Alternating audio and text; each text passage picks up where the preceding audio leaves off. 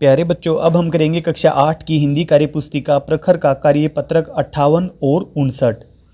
नीचे दी गई जानकारी को पढ़कर दिए गए प्रश्नों के उत्तर दीजिए। तो ये जानकारी हमें पढ़ लेनी है, इसके बाद हमें प्रश्नों के उत्तर देने हैं। आइए हम नीचे प्रश्नों के उत्तर देंगे। पहला प्रश्न है, भारत में प्रतिदिन कितनी रेलगाड़ी चलती हैं? तो यहाँ पे बताया है भारतीय रेल विभाग प्रतिदिन 13,000 रेलगाड़ियाँ चलाता है। तो 13,000 ये वाला सही है, लगभग 13,000। प्रश्न नंबर 2 है, भारत में रेलगाड़ियों का उपयोग कौन करता है? तो यहाँ पे बताया है केवल गांव वाले, शहर वाले, लगभग प्रत्येक व्यक्ति, और लास्ट में लिखा है केवल कार्यालयों में जाने वाले लोग, लगभग प्रत्येक व्यक्ति। ये वाला सही है। फिर प्रश्न नंबर 3, रेलगाड़ियों के महत्व पर अपने विचार लिखिए। लंबी दूरी के लिए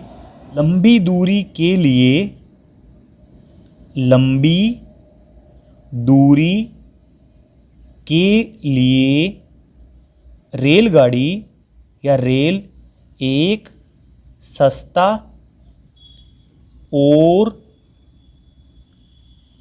तेज साधन है। लंबी दूरियां तो इससे हमें सबसे अच्छी रहती हैं, क्योंकि इसमें किराया भी कम लगता है, सबसे सस्ता है और यह जल्दी भी पहुंचाती है। साधन है। यह लाखों लोगों को रोजगार देती है। यह लाखों लोगों को रोजगार देती है। अगला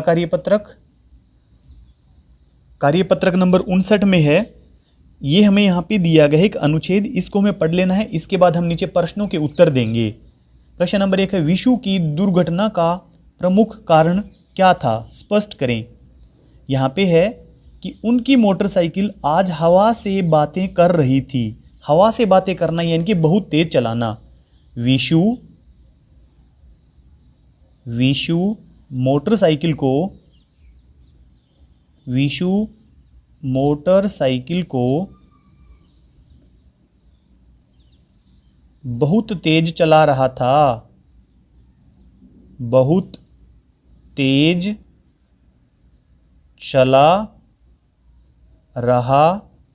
था। एक गलती और क्या थी उनकी कि तीनों ने हेलमेट नहीं पहना था। उन्होंने हेलमेट भी नहीं पहना था।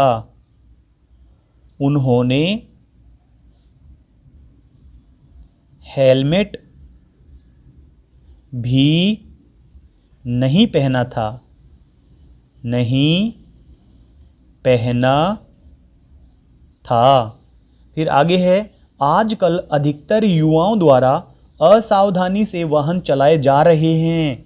इसका दुष्परिणाम उनके परिवारजन को किस प्रकार भुगतना पड़ता है? स्पष्ट कीजिए। कई बार घर का मुख्य व्यक्ति यानी कि जो कमाने वाला है, मुख्य व्यक्ति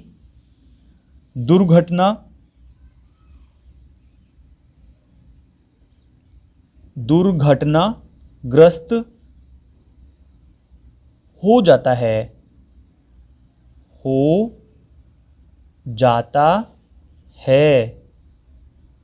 जो घर में खास व्यक्ति होता है, जो कमाने वाला होता है, कई बार वो दुर्घटनाग्रस्त हो जाता है, या तो वह चला ही जाता है, मृत्यु को प्राप्त हो जाता है, या फिर उसे चोट लग जाती है। तो घर के सदस्य तनाव में आ जाते हैं, चिंता में आ जाते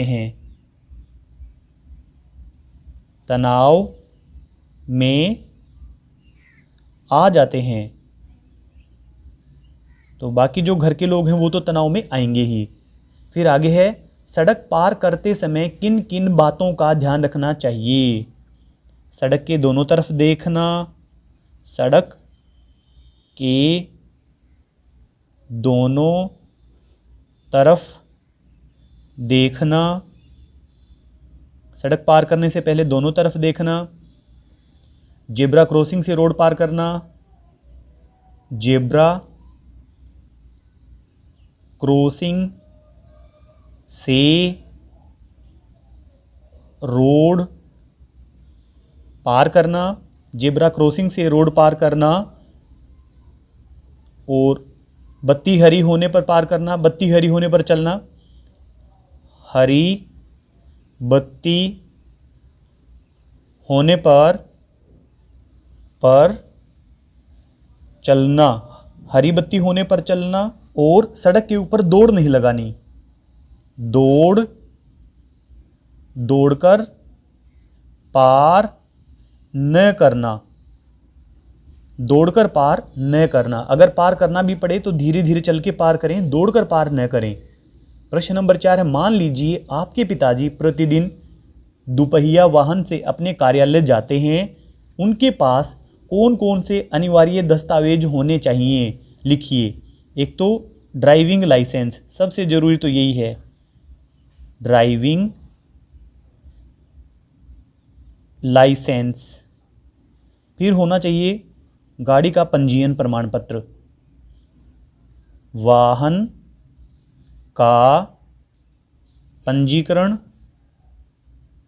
प्रमाण पत्र, पंजीकरण प्रमाण पत्र। फिर होना चाहिए बीमा,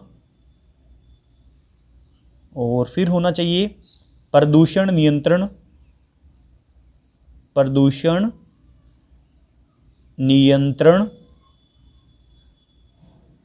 प्रमाण पत्र, प्रदूषण नियंत्रण प्रमाण पत्र, PUC जिसको बोलते हैं। ड्राइविंग लाइसेंस, फिर वाहन का पंजीकरण प्रमाण पत्र, ये होती गाड़ी की RC, फिर बीमा, और फिर प्रदूषण नियंत्रण प्रमाण पत्र, इसको बोलते हैं PUC। प्रश्न नंबर 5 है, अपने निजी वाहन से यात्रा करने वाले किसी व्यक्ति को एक जिम्मेदार नागरिक होने के नाते आप सड़क सुरक्षा की दृष्टि से क्या क्या सुझाव देना चाहेंगे? हेलमेट या सीट बेल्ट, हेलमेट या सीट बेल्ट पहने। अगर वो बाइक से जा रहा है तो वो हेलमेट पहने, अगर वो गाड़ी से है तो वो सीट बेल्ट पहने। वाहन चलाते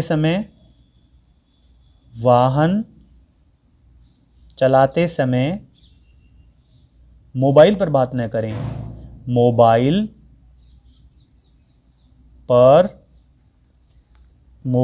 पर बात न करें।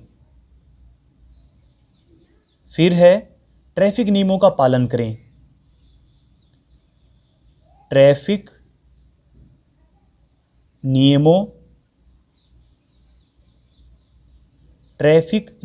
का पालन करें,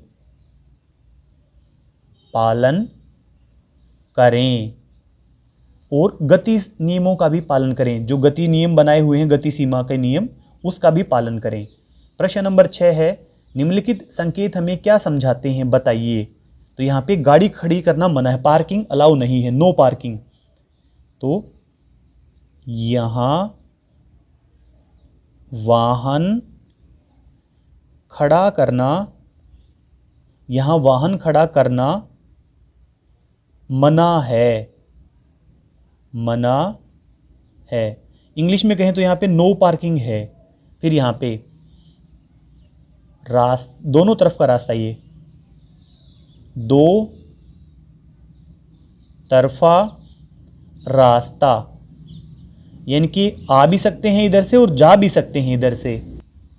फिर आगे है कि यहाँ पे जेब्रा क्रॉसिंग है, पैदल पार करने वालों के लिए यहाँ पे रास्ता है, जेब्रा क्रॉसिंग।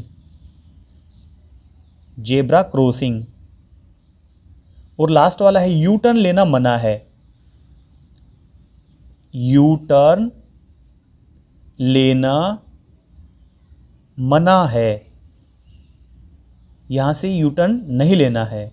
अगर आपको हमारी वीडियो अच्छी लगती है तो चैनल को सब्सक्राइब करें, और वीडियो के डिस्क्रिप्शन में जाकर या चैनल की प्लेलिस्ट में जाकर आप हिंदी, गणित और अंग्रेजी तीनों विषय की वर्कबुक का कंप्लीट हल देख सकते हैं।